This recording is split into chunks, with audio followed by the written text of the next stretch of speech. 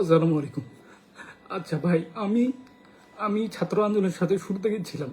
আমার জীবনে আমি কোনোদিন রাজনীতিতে জড়াইনি। না আমি আওয়ামী লীগ করছি, না বিএনপি, কিছুই করি নাই। মানে না করলাম একদম রাজনীতি ছাত্ররা থাকলাম। আজকে দেশ স্বাধীন হলো, আর আমি আমি আমি একজন ফ্রিল্যান্সার। আমিও লেভেল টু আমারও আছে। আমিও মানে দেশে অনেক রেমিটেন্স আনছি। এই সব টাকা চিন্তা করছিলাম একটা হালাল ব্যবসায় ইনভেস্টমেন্ট করবো, আর করছিলাম আমি এটা। আমি মানে কি বলবো ভাই, আমার আমার এই হালাল টাকা আজকে মানে এরা লুট যে করলো, মানে আমি আমি বুঝলাম না ভাই, আমি আমি কি ক্ষতি করছিলাম কার, আমি এটা বুঝলাম না।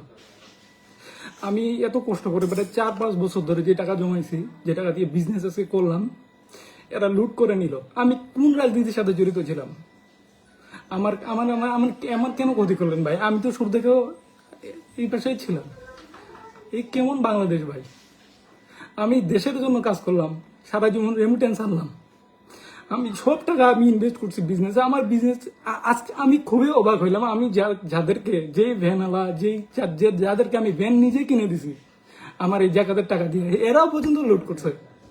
মানে মানে কেউ বাকি নাই, এরকম একটা অবস্থা।